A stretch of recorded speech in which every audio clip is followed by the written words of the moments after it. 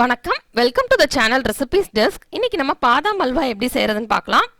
ரொம்ப குயிக்காக செய்யக்கூடிய ஒரு ஸ்வீட் ரெசிபி இது.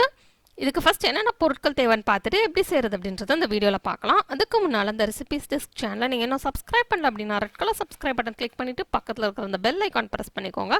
அப்போ தான் நான் இனிமேல் போடுற வீடியோஸ் எல்லாமே உங்களுக்கு உடனுக்குடன் கிடைக்கும். இதுவுமே மிஸ் பண்ணாமல் இன்ஸ்டண்ட்டாக பார்க்க முடியும். இப்போ தேவையான பொருட்கள் பார்த்துடலாம். 2 கப் பாதாம், இதை 2லேருந்து 3 மணி நேரம் வரைக்கும் நம்ம தண்ணியில் ஊற வச்சிடலாம். 1/4 டீஸ்பூன் ஏலக்காய் தூள், 2 கப் பால், இது காய்ச்சி வச்ச பால் எடுத்துக்கலாம். 1/2 கப் நெய், 2 கப் சர்க்கரை. நான் இதில் நாட்டு சர்க்கரை யூஸ் பண்ணியிருக்கேன், இதுக்கு பதிலாக வெள்ளை சர்க்கரையும் நீங்கள் யூஸ் பண்ணிக்கலாம்.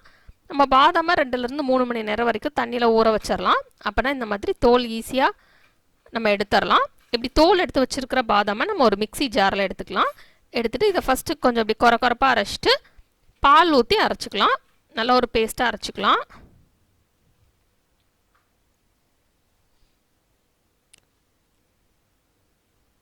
இப்போது நல்லா இதை அரைச்சி வச்ச ஒரு பேஸ்ட்டாக நெக்ஸ்ட்டு ஒரு கடாய் எடுத்துக்கிடலாம். கடாய் எடுத்துகிட்டு அதில் 1/2 கப் நெய் சேர்த்துடலாம்.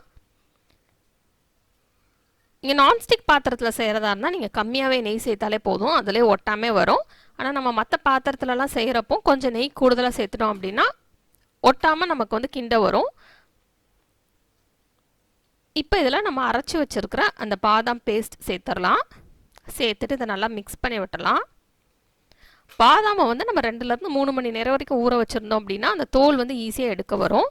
இல்லை நீங்கள் ஊற வைக்க மறந்துட்டீங்க அப்படின்னா இன்ஸ்டண்ட்டாக செய்யணும் அப்படின்னா கொதிக்கிற தண்ணியை வந்து பாதாமில் ஊற்றிடலாம். ஊற்றிட்டு 30 நிமிஷம் கழித்து நம்ம தோல் எடுத்தோம் அப்படின்னா ஈஸியாக எடுக்க வரும். இப்போ இது எல்லாத்தையுமே நல்லா மிக்ஸ் பண்ணி விட்டலாம். மிக்ஸ் பண்ணிவிட்டு ஒரு 5 நிமிஷம் இதை வந்து ஃப்ரை பண்ணிக்கலாம்.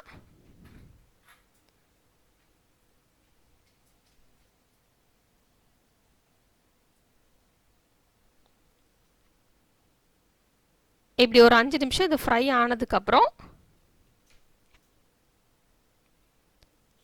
நெக்ஸ்ட் இதில் சர்க்கரை சேர்த்துடலாம்.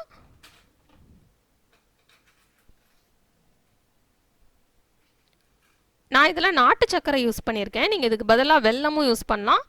வெல்லத்தில் மண் இல்லை அப்படின்னா நீங்கள் அப்படியே யூஸ் பண்ணிக்கிடலாம்.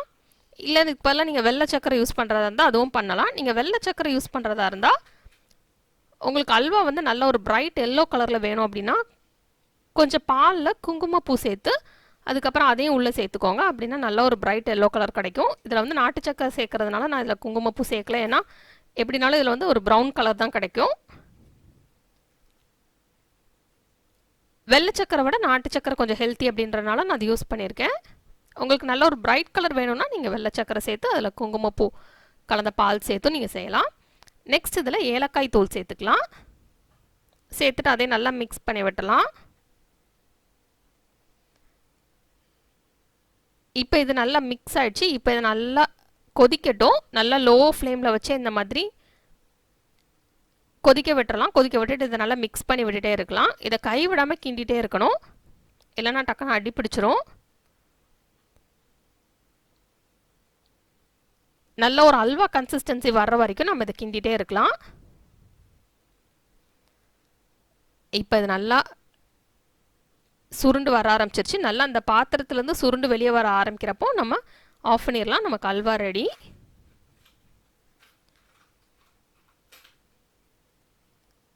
இது நான்ஸ்டிக் பாத்திரம்னா கொஞ்சம் ஈஸியாக இருக்கும் செய்கிறதுக்கு. இதில் வந்து நம்ம கைவிடாமல் கிண்டிகிட்டே தான் இருக்கணும், இல்லைன்னா டக்குன்னு அடி பிடிச்சிரும்.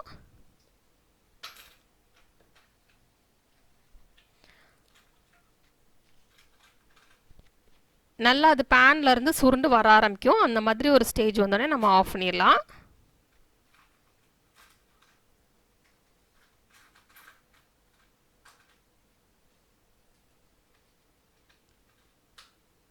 இப்போ நல்லா பேன்லேருந்து சுருண்டு வர ஆரம்பிச்சிருச்சு.